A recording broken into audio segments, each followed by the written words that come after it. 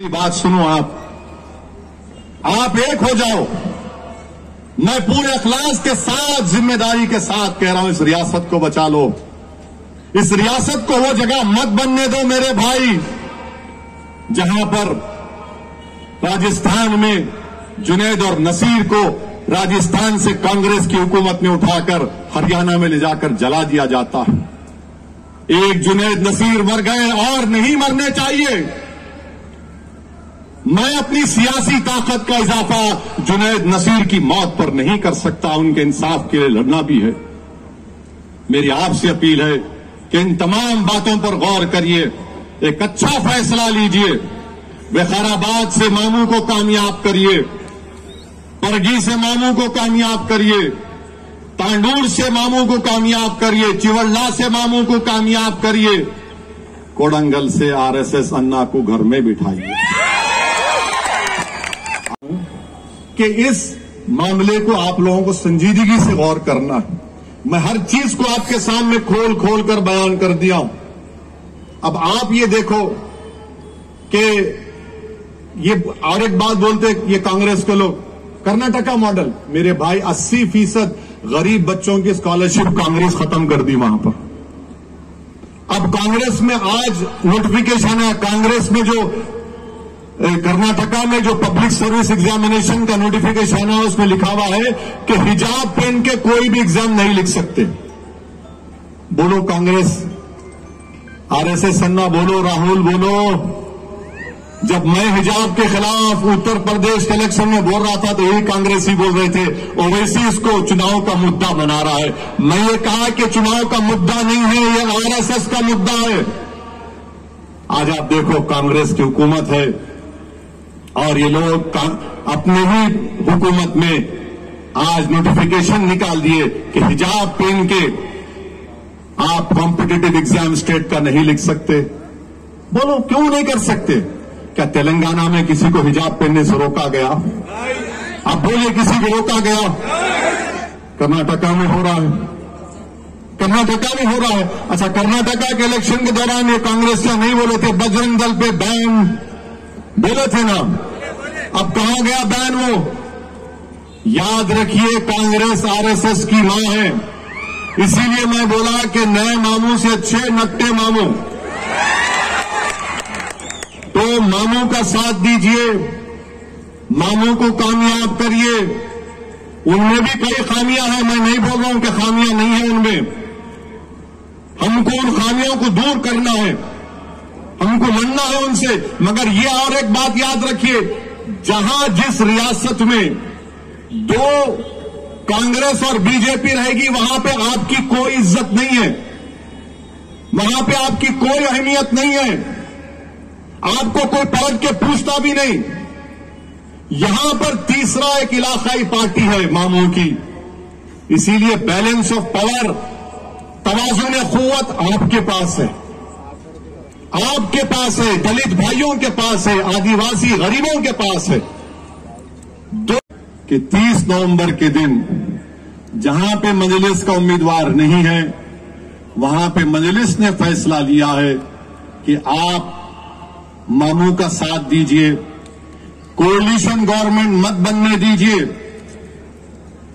मजलिस का फायदा हो सकता है, मगर मैं अपने फायदे को देख के निजामाबाद की सीट नहीं छोड़ा। मैं आपके फायदे के लिए निजामाबाद की सीट को छोड़ा हूं।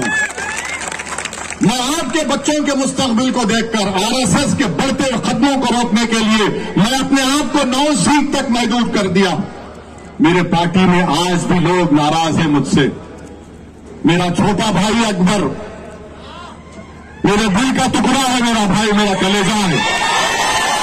बहुत तकलीफ मसाइब उठाया वो अपनी जिंदगी में।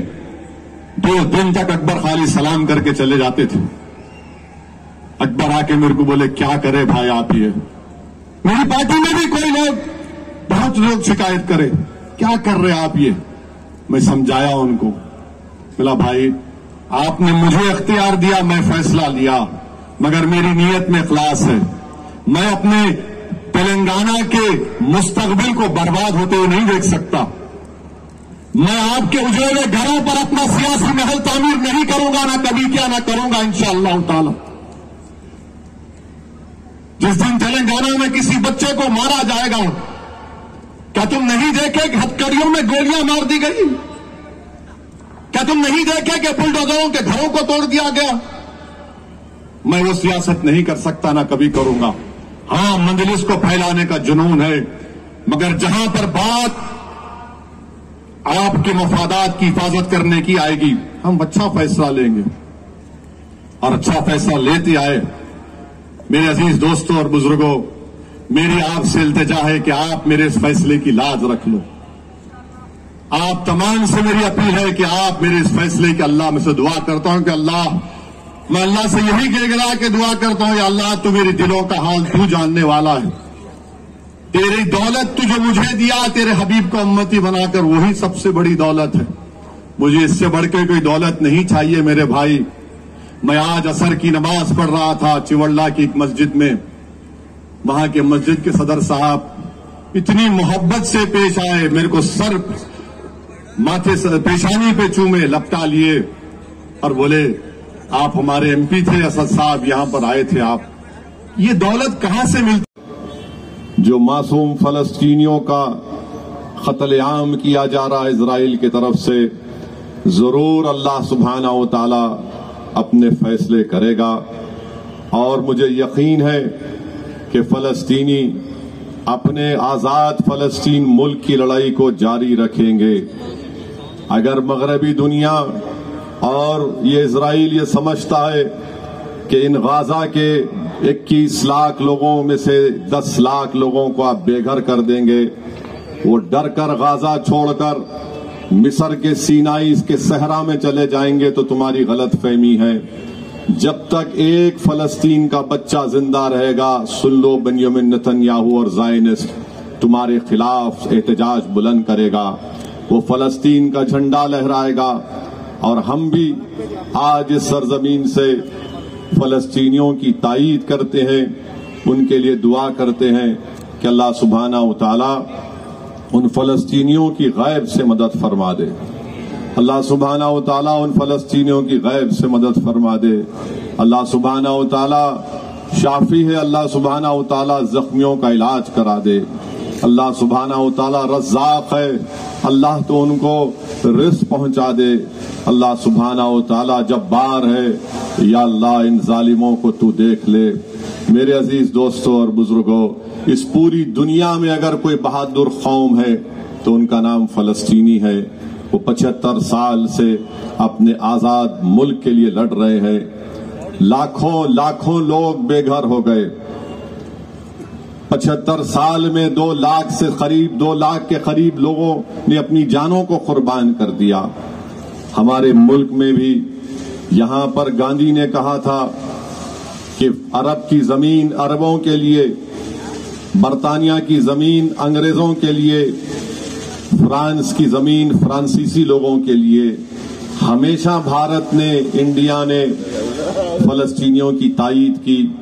आज भी हम उन फलस्तीनियों की तायीद करते हैं। हम मजम्मत करते हैं इजराइल की बर्बरियत की। इजराइल एक जालिम मुल्क है।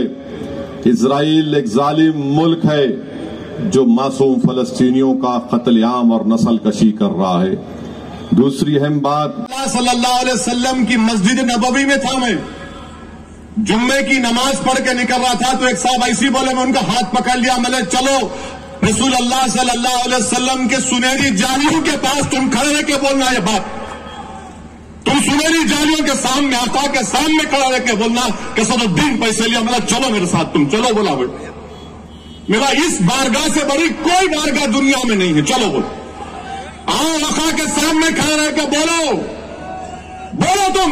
और जो दुनिया में मेरे को बोल रहे, तुमको असल में ये बोलना पड़ेगा।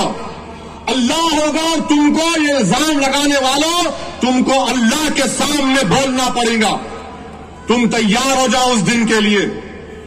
तुम मेरे को बोलते, अरे मुझे जुनून है मंजलिस को फैलाने का। क्या गुनाह है मंजलिस को मैं फैलाऊंगा तो? कौन सा गुनाह कर रहा हूं मैं? पैसे लिए। अरे तुम्हारी तरबियत पैसों के ऊपर हुई होगी, मेरी तरबियत ईसार और कुर्बानी पर हुई है। हमेशा हमारे मरहूम बाप और अल्लाह मेरी अम्मा को अच्छा रखे, हमेशा मेरी अम्मा सोने से पहले सिखाती थी, आज भी वही बोलती कि अल्लाह पे नजर रखो, अल्लाह पे नजर रखो, अल्लाह से उम्मीद रखो। अरे हम वो सुन के बड़े हुए, दौलत दिए, पैसे दिए। अरे तेरे काय के पैसे रे? पैसे पैसे कितने पैसे देते? इनका अजीब मामला है। और राहुल गांधी ये समझते कि मैं नेहरू परिवार का हूं, तुम आसमान से टपका, तुम आसमान से नहीं टपके, कोई आसमान से नहीं टपका। इस भारत में कोई खानदान पानदान नहीं चलेगा। जो मेहनत करेगा, जो जज्बा रहेगा, जो मन चला रहेगा, जुनूनी रहेगा, लोग उसके पीछे जाएंगे। पैसे लिए, बताओ कितने पैसे दिए, तुम बताओ। और तुम राहुल गांधी, अब बोल रहा हूं, मेरे को कई कांग्रेस के लोग दिल्ली से फोन करके बोले, आप राहुल को नहीं बोलना था, फैमिली को नहीं बोलना था। अरे मैं बोला, कई की फैमिली रे? कौन सी फैमिली? किसी फैमिली को नहीं मानता मैं। सब बराबर है, कोई बड़ा छोटा नहीं है। तुम बड़े तो मैं तुम्हारा बाप का बड़ा हूं, याद रखो। कोई बड़ा छोटा नहीं, सब बराबर है। तुम्हारे पास जो चमचे पलते होंगे वो तुमको बड़ा समझते। कभी भी तुम्हारे से मिला, आंख में आंख डाल के बात किया, और बात वैसे ही करूंगा मैं। राहुल गांधी ये बोलो, तुम अमेठी हार गए, मैं नहीं था। स्मृति ईरानी से तुम्हारी डील क्या हुई बोलो? मैं नहीं था ना? था मैं लड़ा इलेक्शन, हार गए उन्होंने। कौन दिए पैसे उनको हारने को? इन्होंने 2019 का लोकसभा चुनाव लड़े, इन्हों पार्टी के प्रेसिडेंट 50 पे आके दम तोड़ दिए। मोदी से कितने लिए तुम बताओ मेरे को? आप कितने लिए राहुल गांधी तुम मोदी से बताओ? कितने पैसों में तुम बिके मोदी के सामने बताओ देश को? अपना इलेक्शन हार गए, वायनाड में जीते। क्यों जीते? क्योंकि वहां पे 30% असदुद्दीन ओवैसी है। तुम आके हमारे को बोलते। याद रखो, तुम्हारी हर बात का जवाब देने को तैयार हूं मैं। कोई पैसों से खरीद नहीं सकता। हां, तुम मोहब्बत दिखाओ, मैं अपना सब चीज कुर्बान करने को तैयार हूं। तुम अगर लड़ने को आओगे तो मैं मर जाऊंगा, मगर तुम्हारे सामने सर नहीं झुकाऊंगा कोई ताकत के सामने। आप हमारे को बोल रहे ऐसा करे, वो करे। अच्छा, मैं तो बोल दिया राहुल गांधी को आओ। कई को बोलते प्यारे, तुम वायनाड छोड़ो, अमेठी तुम जाने वाले नहीं है, फिर हारते तुम वहां पे। अगर तुम गए अमेठी को तो मैं हारो राहुल गांधी तुम्हारे खिलाफ इंशाअल्लाह ताला। आऊंगा मैं, खाली आके जरा दौरा करके जाता हूं। खाली एक मस्जिद में जाके नमाज पढ़ के अस्सलाम वालेकुम भाई, तुम्हारा फकीर आया है, मेरी लाज रख लो, इतना ही बोलूंगा बस। देखेंगे क्या होता फिर। और फिर उन्होंने खत्म हुए तो इनका पीसीसी का प्रेसिडेंट इन्हों आरएसएस से आए। मेरी बात यकीन करो आप, मैं जिम्मेदारी के साथ कह रहा हूं, आरएसएस से आया है पीसीसी का प्रेसिडेंट। इसकी शुरुआत आरएसएस से हुई, इसकी जिंदगी जब तक रहेगी आरएसएस में ही रहेगा। और आरएसएस की खूबसूरती है कि आरएसएस सबको छोड़ती है। ऐसा तू वहां जा, तू यहां जा, तू उधर जा, तू इधर जा। तो इन्होंने शुरू किया आरएसएस, फिर उसके बाद इन्होंने बीजेपी, एबीवीपी, बीजेपी में गए। 1999 में असेंबली का इलेक्शन, बाई इलेक्शन हुआ, सैयद सज्जाद साहब का इंतकाल हो गया, कारवान का। अफसर खान लड़े, किशन रेड्डी पहला इलेक्शन मंदिर से लड़के हार गए। बिच्चा मारने को आए, उल्टा मामला हो गया। मैं अपनी आंखों से ये आरएसएस अन्नाकू किशन रेड्डी के साथ काम करते देखा। फिर बाद में आरएसएस बोली नहीं तू छोड़ दे, टीडीपी में चला जा। टीडीपी की साइकिल पे ऐसा बैठा, नायडू की साइकिल को ही तोड़ दिया पूरा। तो नागपुर से आरएसएस का हुक्म हुआ कि अब तू चले जा कांग्रेस में। कांग्रेस में चले गया। अब ये ऐसा इंसान है जिस किसी इमारत पे बैठता उसको बिठाता उन्हें, पूरा डिमोलिश करते। तो कांग्रेस के गांधी भवन को मोहन भगवत कंट्रोल कर रहे। कांग्रेस का निशान क्या है? पंजा। हाथ किसके हाथ में है? आरएसएस के हाथ में है। और ये हमको बोलता है, क्या बोलता है? असदुद्दीन ओवैसी की शेरवानी पे चले गए नु, हमारी शेरवानी पे आ गए नु। तो मैं आपको एक बात याद दिलाना चाह रहा हूं, हिटलर के जमाने में 60 लाख यहूदियों को कत्ल किया हिटलर।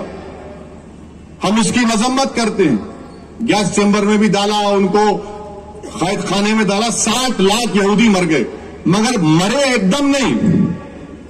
हिटलर क्या किया? पहले जितने यहूदियों के बड़े बड़े सियासी कायदीन थे, उनके कपड़ों पर पहले हमला करता था हिटलर। ये तारीख है। चिवड़ला, विकाराबाद और तांडूर की आवाम का भी शुक्रिया अदा करना चाहता हूं।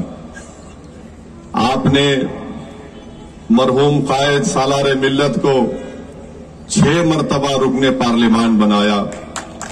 मैं आपका शुक्रिया अदा करना चाहता हूं कि आपने मुझे 1 मरतबा अपनी खिदमत करने का मौका दिया। मेरे अजीज दोस्तों और बुजुर्गों, जो चिवड़ला, विकाराबाद और तांडूर की आवाम है, यकीन जानिए मैं आपको बहुत याद करता हूं। मेरे पास अल्फाज नहीं है, आप लोगों की मोहब्बत का कैसे शुक्रिया अदा करूं।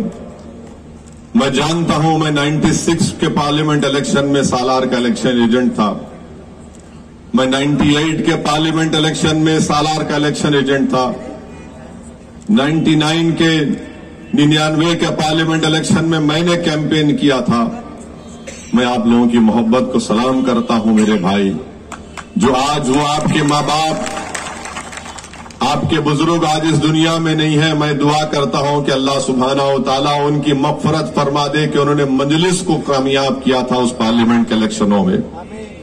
मैं जानता हूं मेरे भाई, पहली मर्तबा जब सालार इलेक्शन लड़ रहे थे तो कैसे आपको वोट डालने से लोग रोक देते थे, गांव में आने नहीं दिया जाता था, मगर आप बहादुरी के साथ बेखौफ होकर मजलिस के हरे झंडे को लेकर जाते थे आरएसएस और बीजेपी के लोगों के सामने। मैं आपका शुक्रिया अदा करता हूं। मैं जानता हूं कि सालार को भी चिवड़ला, विकाराबाद, तांडूर की आवाम से बहुत मोहब्बत थी और मरहूम कायद को जिंदगी में